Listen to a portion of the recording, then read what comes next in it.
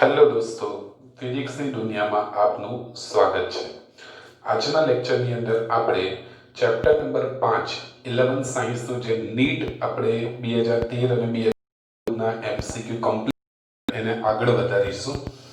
હવે last NEET 2014 MCQ બાકી રાખ્યો હતો, એ પહેલા આપણે કમ્પ્લીટ કરી નાખીએ, પછી આપણે 2015નું સ્ટાર્ટ કરીએ. છેલ્લો એમસીક્યુ 14માં એવું આ એમસીક્યુ 2013માં પણ પૂછાયેલો છે, પણ આમાં થોડું એક સ્ટેપ આગળ વિચાર્યું છે. એક બોમ્બ આપેલો છે, એ અચાનક બ્લાસ્ટ થાય છે. એનું દળ છે 4m. હવે એવું કીધું છે કે એક ટુકડો છે એ x અક્ષ બાજુ જાય છે એવું માની લઈએ, બીજો ટુકડો છે એ y અક્ષની દિશામાં જાય છે. બંનેનું સમાન દળ છે અને m છે.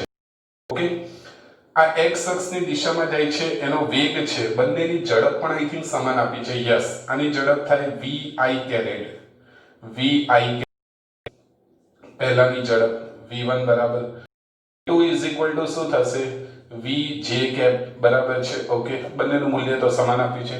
તો તમને કે વિસ્ફોટ દરમિયાન, બરાબર સાંભળજો, રકમ ઓકે, વિસ્ફોટ દરમિયાન ઉત્પન્ન થતી ઊર્જા કેટલી? પહેલા હું તમને એક સિમ્પલ લોજિક શીખવાડી દઉં, બરાબર ધ્યાન આપજો. જ્યારે બોમ્બ છે એ વિસ્ફોટ થાય છે ત્યારે એની બધી જ ઊર્જા એ કયા સ્વરૂપે હોય છે? તો ગતિ ઊર્જા સ્વરૂપે હોય છે. ઓકે, તો મને એક વસ્તુ ખબર પડી ગઈ કે વિસ્ફોટ દરમિયાન ઉત્પન્ન થતી કુલ ઊર્જા ઇઝ ઇક્વલ ટુ કુલ ગતિ ઊર્જા. ઓકે, બરાબર ધ્યાન આપજો. હવે શું કરીશું આપણે? બસ આ એક વાક્ય ખાસ યાદ રાખજો. જ્યારે બોમ્બ વિસ્ફોટ થાય છે થતી ઊર્જા, જો તમને એમસીક્યુ પૂછાય તો મગજમાં એક વસ્તુ ક્લિક કરી નાખો કે બોમ્બ વિસ્ફોટ થાય જેટલી પણ ઊર્જા છે એ કયા સ્વરૂપે હોય છે? ગતિ ઊર્જા સ્વરૂપે. સ્થિતિ ઊર્જા હોતી નથી. સ્થિતિ ઊર્જા 0 થઈ જાય એવું માની લેવામાં આવે છે. માટે જ્યારે ઉત્પન્ન થતી કુલ ઊર્જા બરાબર શું આવે છે? કુલ ગતિ ઊર્જા. એકનું છે, બીજા છે, બંને એકબીજાને લંબ છે. Okay, very good. એટલે મેં એક x લીધું, બીજું y લીધું. ત્રીજા ટુકડાનું દળ કેટલું હશે? 100% ત્રીજા ટુકડાનું દળ છે 2m હશે. તમે વિચારી શકો છો m + m 2m, total 4m છે. 4m માંથી 2m માઈનસ કરો, 2m આવશે. હવે તમારે કુલ ઊર્જા શોધવી છે તો ગતિ ઊર્જા આવે. આની ગતિ ઊર્જા, આનો વેગ કેટલો છે? ઊર્જા છે ને એ રાશિ છે, ઊર્જા અદિશ રાશિ છે.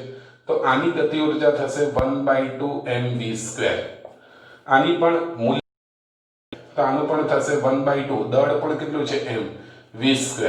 અને ત્રીજો ટુકડો છે 1/2, દળ કેટલું આવે ત્રીજાનું? m. અને એની ઝડપ છે, ઝડપ એ મને ખબર નથી, એટલે ત્રીજા ટુકડાની ઝડપનો v3 કહું છું, v3 નો સ્ક્વેર. તો મારે v3 શોધવાનું છે. બસ મને v3 મળી જાય એટલે મારો જવાબ આવી જશે.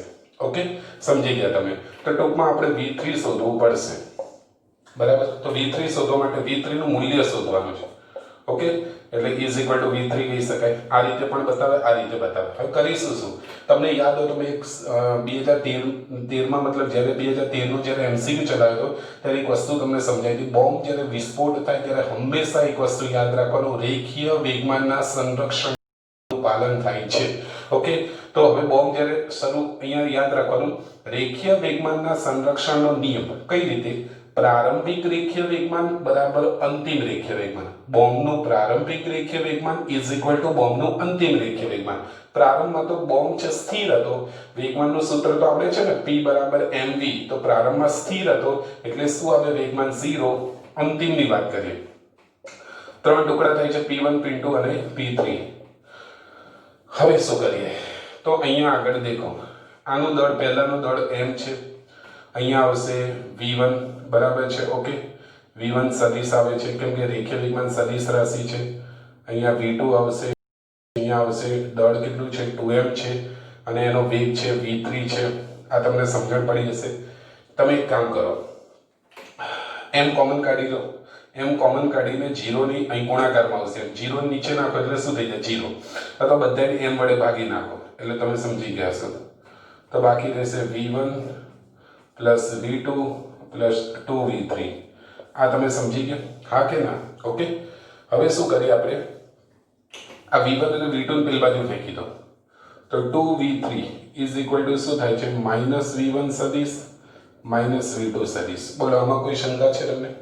હા કે ના? નથી શંકા. Okay, very good. આ બે છે બે, એને તમે અહીંયા નીચે નાખી શકો છો. યસ, આ રીતે કરી શકાય. સમજણ પડી તમને?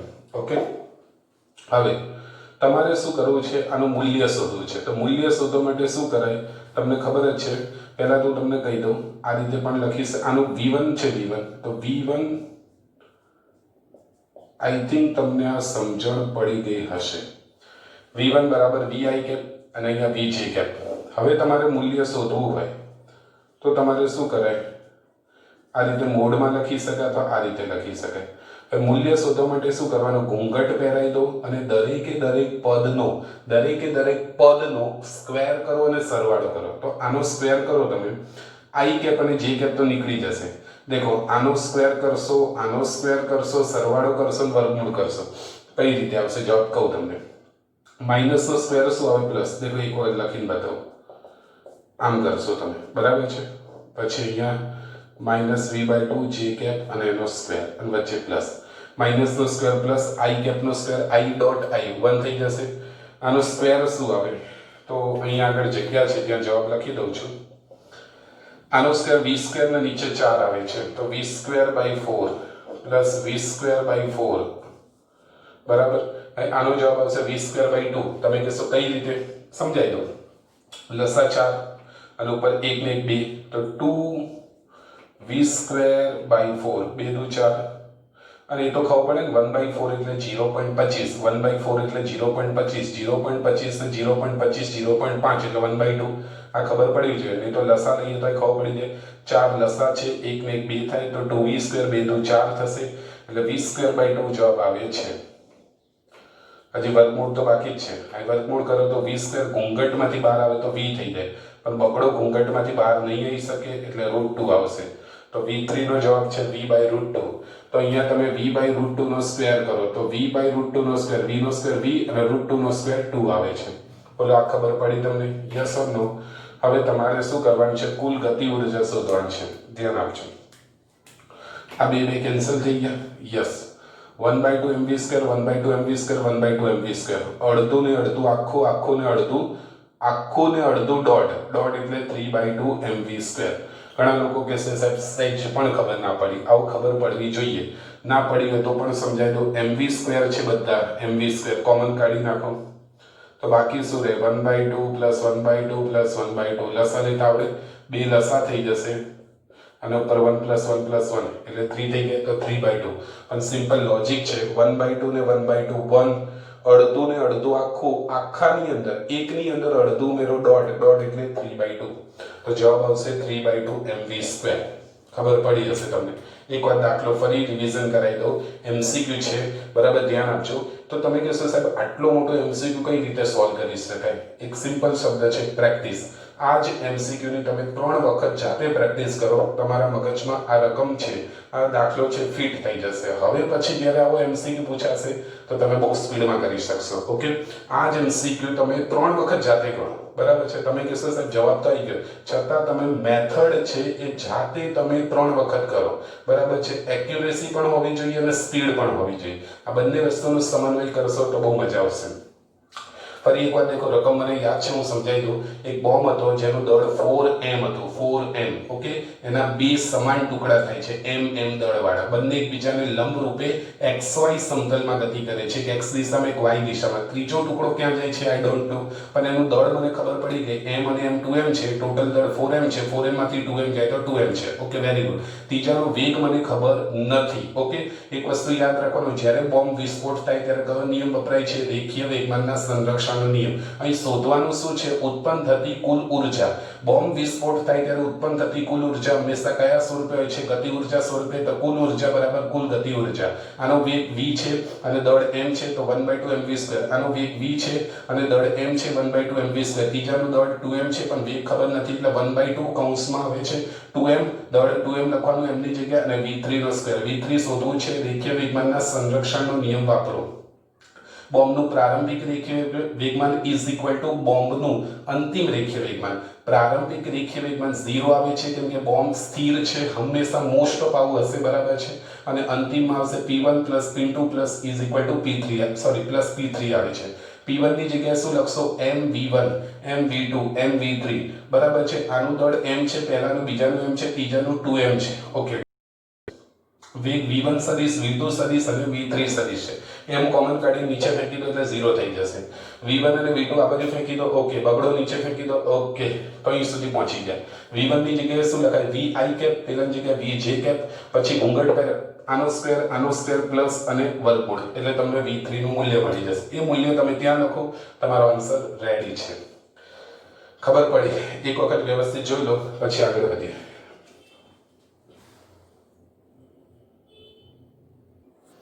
ઓકે દોસ્તો, આગળ વધીશું. હવે નીટ 2015 માં પૂછાયેલો પહેલો એમસીક્યુ જોઈએ. આ એમસીક્યુ માં શું કહે છે? આવા એમસીક્યુ મોસ્ટ ઓફ વિદ્યાર્થીઓ એવું કહે છે કે ખબર પડતી નથી. હવે આવા એમસીક્યુ ખૂબ સહેલા હોય છે, ખાલી લોજિક સમજવાનું છે. દેખો, ધ્યાન આપજો. તમને શું આપ્યું છે? એક સપાટી આપેલી છે, પહેલા જ લખેલું છે કે આકૃતિમાં દર્શાવ્યા મુજબ એક ઘર્ષણ રહિત સપાટી છે, એટલે ઘર્ષણ બળનું ટેન્શન છોડી દો. ઓકે, હવે તમે ABC 3 બ્લોક છે, એકબીજાના સંપર્કમાં પડેલા છે. આ બાજુ તમે 14 ન્યૂટન બળ લગાવશો તો ખાલી A ગતિ કરશે, ખાલી C ગતિ કરશે, ખાલી B કે બધા ગતિ કરશે? બધા એક સાથે ગતિ કરશે. 2 3 બોક્સ આ રીતે રાખો અને આ બાજુ તમે ફોર્સ લગાવો તો 3 3 એક સાથે ગતિ કરે છે. તો 3 3 આખું એક જ તંત્ર બની ગયું છે અને એ જેટલા પ્રવેગથી ગતિ કરશે. Very good. તો આખું એક જ તંત્ર બની ગયું હોય તો પ્રવેગ કઈ રીતે શોધાય? તો F = ફાધરની માં. હવે m એટલે શું? કુલ દળ આવે, કુલ દળ. તો કુલ દળ કેટલું થાય? 4 + 2 + 1, એટલે 4 ને 2 6 ને 1 7. પ્રવેગ ખબર નથી. F કેટલું છે? 14 ન્યૂટન. 7 × 2 = 14, તો એ બરાબર આવે છે 2 મીટર પ્રતિ સેકન્ડ સ્ક્વેર. તમે કહેશો સાહેબ એમસીક્યુ માં શું શોધવાનું છે? ઓકે, હવે એ સમજાવું છું. પ્રવેગ મળી ગયું તમને. હવે દેખો, તમને એવું કહે છે કે A છે, એ B ઉપર કેટલો ધક્કો લગાવશે? એને તમે 14 લગાવ્યો. હવે તમે કહેશો સાહેબ B ઉપર 14 જ લાગે ને, તમે આખો તંત્ર એક જ કીધું છે. ના, એમાં શું થશે તમને કહું. A છે, આખો તંત્ર એક જ છે, વેરી ગુડ, પણ A છે એ B ને આ બાજુ ધક્કો લગાવશે, R, સંપર્ક બળ, કોન્ટેક્ટ ફોર્સ, એને આપણે R કહીએ છીએ. તો ન્યૂટનની ગતિનો ત્રીજો નિયમ એવું કહે છે કે B પણ મતલબ કે આ બાજુ R લગાવશે તો કુલ બળ કેવું થઈ જશે?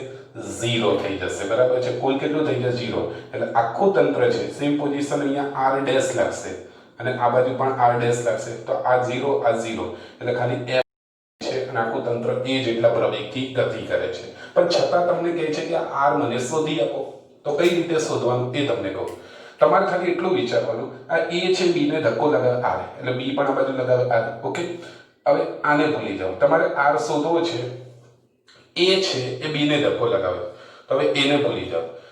તો R બળ લાગે છે, R જેટલું બળ લાગે છે, તો એની આગળ હવે આ B અને C છે એ કેટલા પ્રવેગથી ગતિ કરતા હશે? એ જેટલા પ્રવેગથી ગતિ કરતા હશે, કેમ કે આખું તંત્ર એક જ છે. Okay, very good.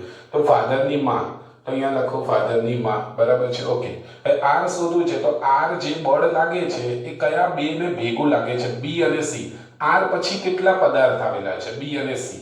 તો અહીંયા B અને C નું ટોટલ લખવાનું, એટલે અહીંયા આવશે m2 + mb + mc, mb + mc અને A. ફાધરની F બરાબર ma, પણ m ની જગ્યાએ આ બે લખવાના. તમે કહેશો સાહેબ ખબર ના પડી. આ R છે, આ બાજુ R લાગે છે, A છે, B ને આ બાજુ R લગાવે છે, તો R પછી એટલે કે A પછી કેટલા દળ આવેલા છે? B અને C, બરાબર. હવે 2 કિલોગ્રામ ને 1 કિલોગ્રામ, 3 કિલોગ્રામ પ્રવેગ તો ખબર છે 2, એ તો મળી ગયો ને 2, કેમ કે આખું તંત્ર છે એક જ છે. 3 × 2 = 6 ન્યૂટન. હવે તમને ધારો કે 6 ન્યૂટન જવાબ આવી ગયો. ઓપ્શન નંબર કયો છે? B, બરાબર. પણ ધારો કે તમને એવું પરીક્ષામાં પૂછાયું કે B છે એ C ઉપર કેટલું સંપર્ક બળ લગાવે છે, તો હું શું કરત? હવે તમને ખબર પડી ગઈ છે. R' = C નો પ્રવેગ કેટલો? આખા જેટલો, એટલે એ જ આવે. ફાધરની માં, તો m ની જગ્યાએ શું લખવાનું છે તમારે? C નું દળ, કેમ કે R' છે, R' તો એના આગળ, એની આગળ કેટલા પદાર્થો છે? તો ખાલી એક જ પદાર્થ છે. તો mc ની જગ્યાએ 1 કિલોગ્રામ અને પેલું 2, 2 એકા 2 એટલે 2 એકા 2 એટલે 2 ન્યૂટન લાગે છે। ખબર પડી હશે તમને। આ રીતે ધારો કે 4 પદાર્થ આપેલા હોય, આ રીતે 4 પદાર્થ, અને તમને કહે કે પહેલો છે બીજા ઉપર કેટલું લગાવે છે, તો 1 2 3, અહીં 3 નું દળ આવે। આઈ થિંક તમને સમજણ પડી ગઈ હશે, બરાબર છે। તો એ છે બી ઉપર કેટલું સંપર્ક બળ લગાવે છે આર શોધવા માટે। આર બરાબર આર એટલે બળ છે, તો એફ બરાબર એમ એ કેટલો લેવાનો, આખા તંત્રનો જે પ્રવેગ છે એ જ આવે છે, એટલે એ અહીં ત્યાં લખી નાખો। અને આર પછી આ બાજુ કેટલા દળ આવે છે એમ બી એમસી, કિંમત મૂકો, જવાબ આવી જશે 6 ન્યૂટન। એકવાર જોઈ લો પછી આગળ વધીએ। આ રીતે સંપર્ક બળ શોધી શકાય। હવે 2015માં જે બીજો એમસીક્યુ પૂછાયો હતો એની ચર્ચા આપણે કરીએ। એમસીક્યુ થોડો ખૂબ મોટો છે, ખૂબ મોટો એટલે મીડિયમ કક્ષાથી સહેજ ઉપર છે। થોડી તમારી સ્પીડ અને તમારી સ્કિલ બંને હોવી જરૂરી છે, ધ્યાન આપજો। રકમમાં તો બહુ સિમ્પલ વસ્તુ, રકમ પહેલા ઝડપથી વાંચવી અને સમજવી જરૂરી છે। આકૃતિ પરીક્ષામાં આપેલી હશે એટલે થેન્ક યુ, બરાબર છે, ઓકે। અહીંયા એક સપાટી આપેલી છે, એ સપાટી પર ઘર્ષણ બળ લાગે છે, ત્યાં બ્લોક એ છે, અહીંયા બી આ રીતે લટકે છે, તમે આકૃતિ એક વખત ઓબ્ઝર્વ કરી લો। દળ m1 m2 છે। હવે શું આપેલું છે પ્રશ્નની અંદર, એવું લખેલું છે કે જ્યારે એ બ્લોક છે ટેબલ પર ઘસાઈને ગતિ કરે ત્યારે, એનો મતલબ આ છે, આ ગતિ કરે છે આ દિશામાં, તો આ 100% નીચે જતો હશે। હવે આ નીચે એ જેટલા પ્રવેગથી જાય તો આ એ જેટલા પ્રવેગથી આગળ જતો હશે। આટલી વસ્તુ તો આપણને ખબર પડી ગઈ, વેરી ગુડ। હવે બધા બળ બતાવી દઈએ। દેખો નીચે કયું બળ લાગતું હશે, માં જી m2g, અને ઉપર કયું બળ લાગતું હશે, તણાવ બળ t। આમાં કયું વધારે હશે, 100% m2g વધારે હશે, કેમ કે જે દિશામાં ગતિ થાય એ દિશામાં બળ વધુ લાગે। એટલે મને એક સૂત્ર તો અહીંયા બનાવતા આવડી જ ગયું કે નીચે વાળું બળ વધારે હશે અને ઉપરનું તણાવ બળ t ઓછું હશે, તો આના ઉપર લાગતું પરિણામી બળ કેટલું હશે, m2a। ઘણા લોકોને ખબર નહીં પડી હોય, દેખો આ 10 ન્યૂટન છે, વારંવાર હું સમજાવું છું, આ 8 ન્યૂટન છે, તો પરિણામી બળ કેટલું થાય, 10 - 8, 10 - 8 એટલે 2 ન્યૂટન। તો આના ઉપર લાગતું પરિણામી બળ એટલે ફાધરની માં, તો m2a। હવે અહીંયા વાત કરીએ, આ ટી ઉપર લગાવે છે, આ ટી અહીંયા આગળ લાગશે। આઈ થિંક તમે સમજી ગયા છો। આને તમે ઊભું કરી નાખો, ઉપર નીચે થઈ ગયું, બરાબર, સમજણ પડે છે? આમ વિચાર કરતા થોડું આવડવું જરૂરી છે। હવે તમને ખબર હશે કે જ્યારે ગતિ કરશે ત્યારે આ બાજુ ઘર્ષણ બળ લાગશે, Fk બરાબર તમને યાદ છે μk * n। હવે તમને ખબર હશે નીચે શું લાગે, માં જી, અને ઉપર શું લાગે છે, લંબ પ્રત્યાઘાતી બળ। સંપર્ક સપાટીને હંમેશા લંબ રૂપે જે લાગે એને લંબ પ્રત્યાઘાતી બળ કહેવામાં આવે છે, અને એને n કહીશું આપણે, તો n બરાબર શું થશે, m2g।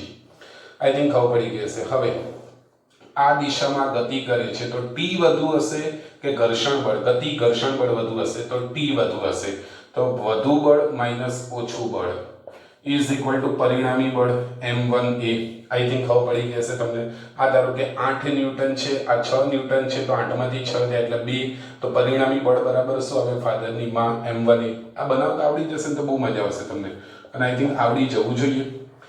હવે t ઇઝ ઇક્વલ ટુ, આને પરિણામ 2 નહીં કહીએ, t અહીંયા μk m1g અને m1a। મેં શું કર્યું ખબર પડી ગઈ તમને, यस, એની જગ્યાએ શું લખ્યું, मेरे सामने वाली खिड़की में माजी नंबर 1 રહી છે, ઓકે, તો m1g।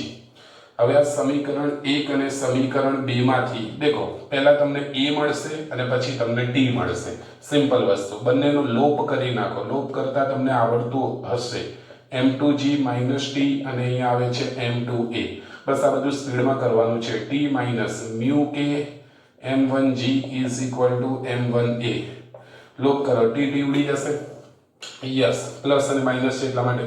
હવે અહીંયા શું જવાબ આવશે, m2g, પછી m2g minus μk m1g is equal two m2a plus m1a।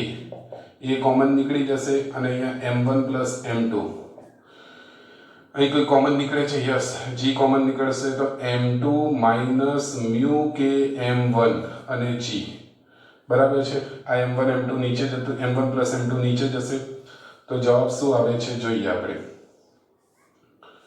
m2 minus μk m1, અને બાજુમાં g છે અને નીચે પણ આ રીતે જ રાખીએ m2 plus m1 m1 plus m2 લખો કે m2 પ્લસ m1 ગમે તે રીતે લખો ચાલે, માઇનસમાં ખાલી ના ચાલે. આ a નો તમારો જવાબ આવી ગયો છે. બરાબર છે. હવે આ a ની કિંમત છે કાં તો આ સમીકરણમાં મૂકો કાં તો આ સમીકરણમાં. આ થોડું કોમ્પ્લેક્સ બની જશે, જટિલ બનશે, આમાં મૂકીએ આપણે. બરાબર છે. તો એના માટે આપણે થોડું ઇરેઝ કરવું પડશે.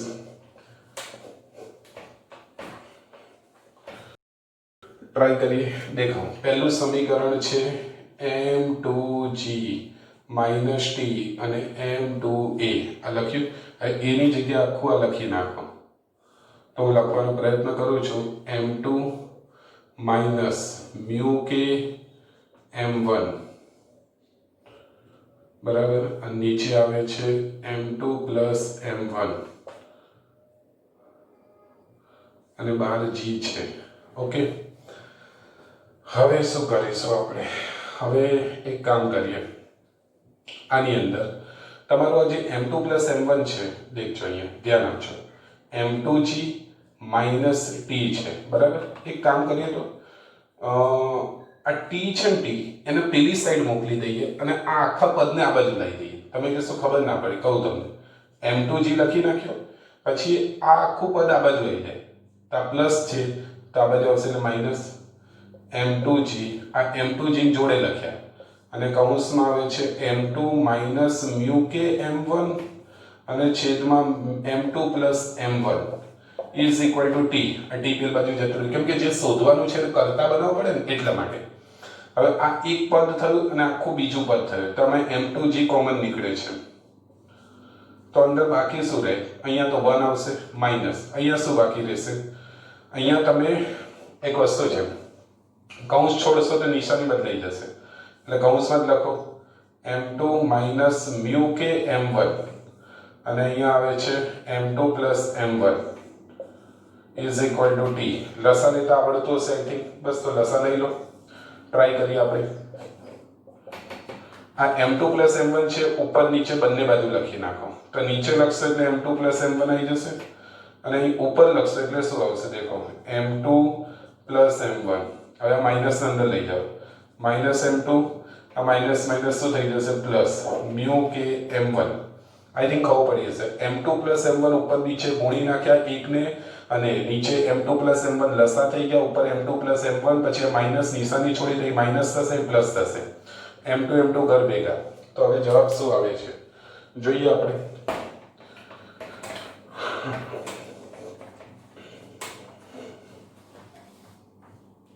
ટ્રાય કરીએ આપણે. જવાબ આવે છે કે નહીં? t ઇઝ ઇક્વલ ટુ, હવે દેખો ઉપર બાકી શું રહ્યું છે? m2g છે. યસ, m2g અને કૌંસમાં શું બાકી રહ્યું છે? મને m1 અને પાછળ પ્લસ m1 અને પાછળ પ્લસ મ્યુ કે m1. મ્યુ કે m1 છે, ધ્યાન રાખજો. નીચે m2 પ્લસ m1 કંઈ કોમન નીકળે એવું લાગે છે. m1 કોમન નીકળી જાય તો m1 m2g અને કૌંસમાં 1 પ્લસ મ્યુ કે અને છેદમાં m1 પ્લસ m2 કે m2 પ્લસ m1. આવો જવાબ આવવો જોઈએ. ઓપ્શન ચેક કરીએ આપણે. પહેલો ઓપ્શન છે એમાં ખાલી g બહાર કાઢેલો છે એટલે ખોટું છે. બીજા ઓપ્શનની અંદર g છે.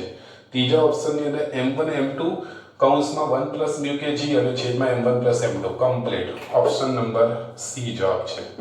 એટલે દાખલો સિમ્પલ જ છે. આપણે જે પેલા સામાન્ય દાખલા હોય છે ને ગરગડી વાળા, પહેલા એ મળે, પ્રવેગ મળે અને પછી પ્રવેગની કિંમત મૂકો એટલે તણાવ બળ મળે. દાખલો સિમ્પલ છે. બરાબર છે. હવે આને ફરી સમજાઈ ના શકાય, કાં તો ફરી હું તમને લખાઈ શકું પણ સમજાવવામાં પ્રોબ્લેમ થાય પાછી. m1 m2 m1 m2 એ વસ્તુ ધ્યાન રાખવી પડેલી છે. એકવાર શાંતિથી જોઈ લો. બરાબર છે. ખબર ના પડી હોય તો વિડીયો પાછો બેક કરીને ધીમેથી જોઈ લો. બરાબર છે. આઈ થિંક સમજણ પડી જશે, મને લાગે છે ત્યાં સુધી. પહેલા પ્રવેગ શોધો, પછી ટી શોધો, બે સમીકરણ બનશે. ઓકે દોસ્તો, આગળ વધીશું. હવે નીટ 2015 એક બીજો MCQ પૂછાયેલો છે, એ આપણે સમજાઈશું. ધ્યાન આપજો. આ MCQ છે, એની અંદર તમારે ધ્યાન શું રાખવાનું છે એ તમને કહું. સ્થિત ઘર્ષણાંક કઈ રીતે શોધવો? સ્થિત ઘર્ષણાંક છે એ કઈ રીતે શોધો એની ટેકનિક તમને શીખવાડું છું. પહેલા હું એમસીક્યુ નથી કરાવતો, થોડું બેઝિક નોલેજ તમને સમજાવી દઉં છું, ધ્યાન આપજો. ધારો કે કોઈ તમને ઢાળ આપેલો હોય, બરાબર છે, ઘર્ષણ વાળો કે ઘર્ષણ વગરનો, તો સિમ્પલ વસ્તુ છે, સ્થિત ઘર્ષણ શોધવું હોય તો ઘર્ષણ વાળો જ હશે. હવે તમે માની લો કે ધારો કે આ રીતે સપાટી છે અને આના ઉપર કોઈ વસ્તુ તમે પડી છે, બરાબર છે, ઓકે. હવે તમે ધીમે ધીમે આ સપાટીને ઊંચી કરતા જાઓ છો, આમ ઊંચી કરતા જાઓ છો, તો ધારો કે અહીંયા સુધી મતલબ એ વસ્તુ લપસતી નથી, એટલે સરકતી નથી, પણ તમે જેમ જેમ ઢાળ વધારો છો, જ્યારે ધારો કે ખૂણો આવ્યો થીટા, તો થીટા ખૂણે મતલબ એ સરકવાની શરૂઆત કરે છે. તો જેવી શરૂઆત કરવાની જ હોય, હજી થઈ ના હોય, પણ બસ હવે સેજ એંગલ વધારશો એટલે થઈ રહી છે, એટલે શરૂઆત થવાની હોય, એ એંગલ ધારો કે થીટા છે. એટલે આ કેવો ખૂણો છે ખબર છે? આ ખૂણો કેવો છે? શરૂઆત દોડવા નથી લાગ્યો, આગળ આ સરકવા નથી લાગ્યો, બસ સરકવાની શરૂઆત થવાની જ છે. હવે ખાલી 0.1 ડિગ્રી પણ વધાર્યું એટલે સરકવા લાગશે. તો આ ખૂણો એવો છે. હવે અહીંયા આગળ તમને એટલી તો ખબર પડે કે નીચે કયું બળ લાગતું હશે? હંમેશા માજી.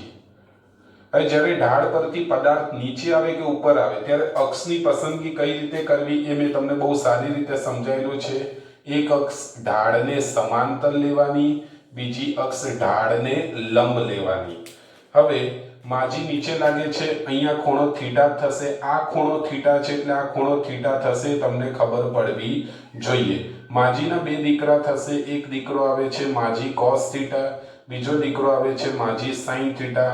મને એક વસ્તુ જણાવજો કે આ ખૂણો થીટા થાય છે તો આ થીટા થાય છે, આ થીટા છે તો આ થીટા છે, તમને ખબર પડે છે કે નથી પડતી? જો ના પડતી હોય તો હું ફરી સમજાવીશ તમને નેક્સ્ટ લેક્ચરમાં. માજીના બે દીકરા થઈ ગયા, હવે આ માજીનું કંઈ કામ છે નહીં, કાઢી નાખશો તો પણ ચાલશે. હવે લંબ પ્રત્યાઘાતી બળ, બરાબર યાદ રાખજો. લંબ પ્રત્યાઘાતી બળ ઇંગ્લિશમાં એને બોલાય normal force. Normal force, normal એટલે લંબ કહેવાય. ઇંગ્લિશમાં નોર્મલનો મતલબ લંબ થાય, પરપેન્ડિક્યુલરનો મતલબ એ લંબ થાય, અને લંબ પ્રત્યાઘાતી બળ કહેવાય. આ માજી કોસ થીટાના લીધે મતલબ કે પ્રત્યાઘાત કરે છે, અને અહીંયા લંબ પ્રત્યાઘાતી બળ આ રીતે લાગે છે. લંબ પ્રત્યાઘાતી બળ હંમેશા સંપર્ક સપાટીને લંબ રૂપે હોય છે, સંપર્ક સપાટીને લંબ રૂપે હોય છે, ધ્યાન રાખજો. ઘર્ષણ બળ આ બાજુ લાગશે Fs, બરાબર છે. હવે અત્યારે તો એ સ્થિર જ છે એવું માનવાનું છે, બરાબર છે, બસ સરકવાની શરૂઆત થવાની છે, હવે સહેજ વધાર્યું એટલે છેલ્લો ખૂણો છે જ્યારે પદાર્થ સ્થિર છે. તો આ સમયે તમને ખબર પડે n બરાબર શું આવે? માજી કોસ થીટા, અને માજી સાઈન થીટા બરાબર શું આવે? Fs. તો માજી sine theta is equal to Fs. Fs ની જગ્યાએ મ્યુ s ઇન્ટુ n લખાય, મ્યુ s ઇન્ટુ n. અને એક બીજી વસ્તુ કહું તમને, માજી n બરાબર શું આવી જશે? માજી cos થીટા. તો માજી cos theta is equal two શું આવશે? n. આ બંને સરખા, આ બંને સરખા, એટલે પદાર્થ અત્યારે ગતિ કરતો નથી, પણ હવે સહેજ વધારશે એટલે ગતિ કરવા લાગશે, એટલે ગતિ કરવાની શરૂઆત થવાની છે. n કેન્સલ, ગુણોત્તર લઈ લો, માજી માજી cancel, sin theta upon cos theta એટલે શું થાય? tan થીટા, અને અહીંયા આવે છે મ્યુ s. તો મગજમાં ફિટ કરી નાખો, જ્યારે તમને સ્થિત ઘર્ષણ બળ શોધવાનું હોય, સ્થિત ઘર્ષણાંક શોધવાનું હોય, ત્યારે એક જ વસ્તુ યાદ રાખવાનું, tan theta is equal two mu s, બરાબર. હવે અહીંયા આપણે રકમ વાંચીએ. એક સમક્ષિતિજ સપાટી પર પડેલા બ્લોકને, એક સમક્ષિતિજ સપાટી છે એના પર એક બ્લોક પડ્યો છે, ઓકે. સમક્ષિતિજ સાથે થીટા કોણ જેટલો ઢાળ વધારીને, એટલે આ સમક્ષિતિજ સપાટી સાથે તમે આમ ધીમે ધીમે ઢાળ વધારતા જાઓ તો પેલો બ્લોક છે એ સરકવાની શરૂઆત કરશે. અહીંયા એવું લખ્યું છે કે જ્યારે 30 ડિગ્રીનો ખૂણો બને છે ત્યારે બ્લોક લપસવાની શરૂઆત કરે છે. તો મતલબ કે 30 ડિગ્રી હજી લપસ્યો નથી, બસ હવે શરૂઆત કરવાનો છે. તો અહીંયા 30 ડિગ્રી લખી નાખો એટલે તમને સ્થિત ઘર્ષણાંક મળી જશે. tan 30 ની કિંમત કેટલી તમને બધાને ખબર હોવી જોઈએ, આઈ થિંક મારા અંદાજે. કેટલી છે tan 30 ની કિંમત?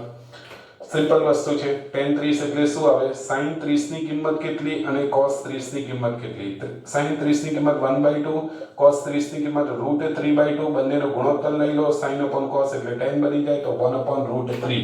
એવું યાદ રાખવાનું, મેથ્સ વાળાને તો યાદ હશે. tan 30 અને tan 60 એમાં કન્ફ્યુઝન હોય છે. જો 30 અહીંયા તગડો હોય તો અહીંયા તગડો નીચે આવશે, અને આમાં તગડો ના હોય તો તગડો ઉપર આવશે, એટલે 3 ઉપર આવશે. 3 અહીંયા હશે 30, તેમાં 3 છે એટલે નીચે આવશે, ઓકે. એવું યાદ રાખવાનું. તો અહીંયા μs ઇઝ ઇક્વલ ટુ આવે છે 1/√3. હવે 1/√3 ને તમારે ડેસિમલમાં જવાબ લાવવાનો છે. ડેસિમલ એટલે કે દશાંશ પૂર્ણાંક કહીએ છીએ, બરાબર છે. દશાંશ અપૂર્ણાંક આ રીતે તમે કંઈક પોઈન્ટમાં બતાવો છો ને જે કિંમત, ઇંગ્લિશમાં એને ડેસિમલ કહેવાય. ઓકે, તો એમાં તમારે જવાબ લાવવાનો છે. કઈ રીતે લાવીએ મને એટલી ખબર પડે. દેખો, હું √3 ને કેવું કાઉન્ટ કરી લઉં છું, મારી વાત સાંભળજો. √3 નો મતલબ છે 1.7320 એટલે 1.73 કહેવાય. હવે 1.73 છે તો એને 173 ભાગ્યા 100 કહેવાય. યસ, 173 ની જગ્યાએ 175 લઈ શકાય. હવે 75 નો મતલબ શું છે? 75 નો મતલબ છે 25 સિત્તા કદાચ થાય. 25 છંગ 150, 25 સિત્તા 175, 25 ચોક 100, 25 25 ગયા 7/4. તો એનો મતલબ √3 ની જગ્યાએ તમે 7/4 લખી શકો. તો નીચે √3 છે તો 7/4, 4 ઉપર આવી જાય. આવું થઈ ગયું. આનો જવાબ તમે લાવવાનો પ્રયત્ન કરો, બરાબર છે. 4 અને 7 આઈ થિંક પોઈન્ટ મૂકવો પડશે 0. 7 પંચા 35 થશે, એ 5 આવશે. અહીંયા મતલબ કે 0 જ આવશે. 70 70 49, પછી 1 વધશે, બરાબર છે ને. દેખો 5 વધ્યા પછી 0 લાવશું.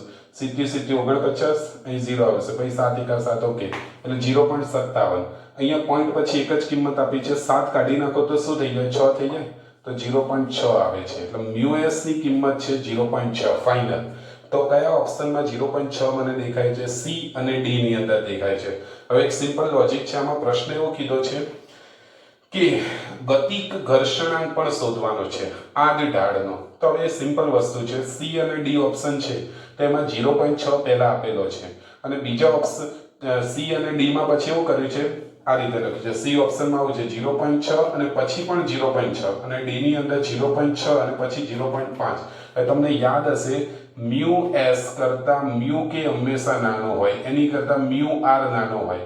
તો કયા ઓપ્શનની અંદર નાનો છે? તો આ ડી ઓપ્શનમાં. એટલે એમને જવાબ આવી જાય, ખબર પડી. એટલે એક જ વસ્તુ ખાલી શોધવાની હતી. tan θ સ્થિત ઘર્ષણાંક શોધવું હોય તો tan θ બરાબર μs. tan 30 ખૂણો 30 આપ્યો છે ત્યારે લપસવાની શરૂઆત થવાની છે.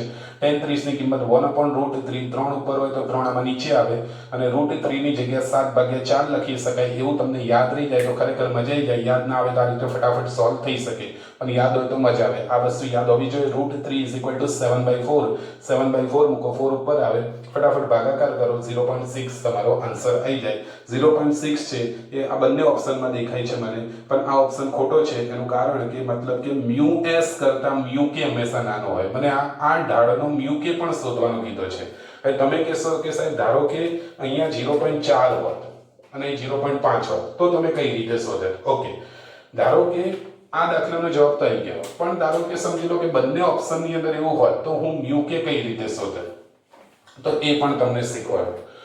મેં તમને આગળ એક વખત શીખવાડી દીધું છે કે કોઈ પણ ઢાળ ઉપરથી જ્યારે તમે ગતિ કરતા ત્યારે તમારો પ્રવેગ કેટલો હોય.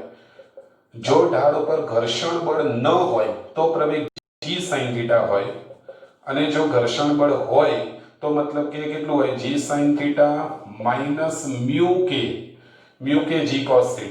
આવું છે ને, બરાબર છે. આઈ થિંક તમને યાદ હશે. પેલામાં g sin θ, આમાં g sin θ minus μk g cos θ આવે છે. લીસો ઢાળ હોય એટલે કે ઘર્ષણ બળ ના લાગતું હોય તો પ્રવેગ આ આવે, અને જો ઘર્ષણ બળ લાગતું હોય તો પ્રવેગ આ આવે. એવું મેં તમને સમજાવ્યું છે. હવે પદાર્થ ઉપરથી સરખી જ્યારે નીચે આવે છે ત્યારે તમારે અચળ પ્રવેગી ગતિનું પેલું સૂત્ર વાપરવાનું, d = v0t + 1/2at². જ્યારે તમારે ગતિક ઘર્ષણ બળ શોધવું હોય ત્યારે આ સૂત્ર વાપરવાનું. પ્રારંભિક વેગ 0 લઈ લેવાનું, તો d બરાબર આવે છે 1/2at². હવે તમે એ રકમ વાંચશો તમને ખબર પડશે કે 4 સેકન્ડમાં 4 મીટર અંતર કાપે છે. 4 મીટર અંતર કાપે છે અને 4 સેકન્ડમાં, એટલે 4 નો સ્ક્વેર કરી નાખો. આઈ થિંક ખબર પડી હશે. અને પ્રવેગની જગ્યાએ શું આવશે? g sin θ minus μk g cos θ. એક 4 તો ઉડી જ જવાના છે. Very good. અહીંયા પણ ઉડી જશે એટલે 2 વધશે. તો આ બાજુ તો 1/2 જવાબ આવી જશે. 2 નીચે આવી જાય એટલે 1/2. આ 2 છે ગુણાકારમાંથી નીચે આવી જશે. g કોમન કાઢી નાખો, અને કિંમત કેટલી છે? sin 30 minus μk, અને શોધવાનું છે μk શોધવાનું છે cos 30, બરાબર છે. ખૂણો 30 રાખેલો છે. Very good. હવે શું કરશું? g ની કિંમત તમને આપી છે, કંઈ આપી નથી, એટલે આપણે g ની કિંમત કેટલી લઈ લઈએ? 10 લઈ લઈએ. ઓકે, તો 10 લઈ લઈએ 1/2 અને g ની કિંમત 10 એટલે 10 આ બાજુ નીચે આવી જશે. sin 30 ની કિંમત 1/2, cos 30 ની કિંમત તમને ખબર હશે √3/2. 2 કોમન કાઢી નાખો, 2 કોમન કાઢીને અહીં બંને બાજુ ઉડી જશે, 2 કોમન કાઢીને બંને બાજુ ઉડી જશે તો 1/10 અને પેલી બાજુ શું વધે છે 1 અને અહીંયા આવે છે mu k અને √3. હવે કઈ રીતે જવાબ લાવીએ ધ્યાન રાખજો, કૌંસ કરવાની કોઈ જરૂર નથી. આ ભાઈને આ સાઈડ લઈ દો એટલે પ્લસ થઈ જશે. આ 10 ને પેલ સોરી આને આ બાજુ લઈ દીધા અને આ 1/10 ને પેલી બાજુ લઈ દો તો 1 - 1/10. ખબર પડી ને શું કર્યું? આ માઇનસ વાળું પદ આ બાજુ લાયા તો પ્લસ થઈ ગયું અને આ પ્લસ વાળું પદ પેલી બાજુ ગયું તો માઇનસ થઈ ગયું. 9/10 જવાબ આવે. તમે કહેશો કઈ રીતે? ઉપર નીચે 10 વડે ગુણી નાખો, લસા 10 થઈ જાય, 10 × 10 અને 10 માંથી 1 જાય તો 9. આઈ થિંક ખબર પડી ગઈ હશે. √3 અને mu k. હવે જવાબ કઈ રીતે લાવો ધ્યાન આપજો. √3 નીચે નાખી દો તો mu k = 9 અને નીચે આવે છે √3 અને અહીં આવે છે 10. अब क्या करें? एक काम करो, ऊपर नीचे √3 વડે ગુણી નાખો. ઉપર નીચે √3 નહીં રાખવાનું બને ત્યાં સુધી. અથવા બીજી પણ એક ટેકનિક છે, પેલું 7/4 વાળું મેં તમને કંઈ કીધું હતું ને, તો અહીંયા શું આવી જશે 7/4. જોઈએ આપણે 7/4 આ થઈ ગયું. આઈ થિંક તમને ખબર પડી હશે. હવે શું કરીશું? 9 ચોક કેટલા થઈ જશે? તો 9 ચોક મતલબ કે 36 થઈ જશે અને નીચે 7 આવે છે 10. આનો જવાબ લઈ લો. હવે દેખો એક વસ્તુ છે, 7×5 કેટલા આવે? 35.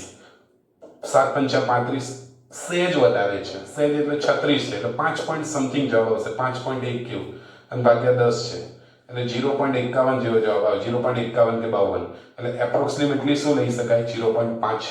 આવી ગયો જવાબ પરફેક્ટ. સમજણ પડી? તો જ્યારે તમારે mu k શોધવું હોય તો આ ફોર્મ્યુલા યુઝ કરવો. d = v0t + 1/2 d². d એટલે ઢાળની લંબાઈ. d એટલે ઢાળની લંબાઈ. ઢાળની લંબાઈમાં એવું લખ્યું છે કે 4 મીટર પદાર્થ અંતર કાપે છે 4 સેકન્ડમાં. સમય અને અંતર આપેલું છે એટલા માટે આ સૂત્ર વાપરેલું છે. સમય અને અંતર આપેલું છે એટલા માટે. પ્રારંભિક વેગ 0 લઈ લો. d = 1/2 at². પ્રવેગ કેટલો આવે? જ્યારે ઘર્ષણ વાળા ઢાળ પરથી પદાર્થ ગતિ કરે તો g sin θ - mu k g cos θ. આ વાત મેં તમને આગળ ઘણી બધી વખત કીધી છે, તમને યાદ હોવી જોઈએ. ચલો સમજણ પડી ગઈ. આ એમસીક્યુ તો એમને સોલ્વ થઈ ગયો તો પહેલા μs ઉપરથી તે, કેમ કે μs કરતા mu k નાનો હોય તો 0.6 μs છે તો mu k 100% 0.6 કરતા નાનો એટલે 0.5 જ હશે. પણ આ તો મેં તમને એવું કેમ સમજાવ્યું કે mu k કઈ રીતે શોધવાનું. ધારો કે બંને ઓપ્શનમાં આવું લખ્યું હોય 0.6 0.4 0.6 0.5 તો જવાબ આ આવે. ખબર પડી? ઓકે, જોઈ લો એકવાર પછી આગળ વધીએ.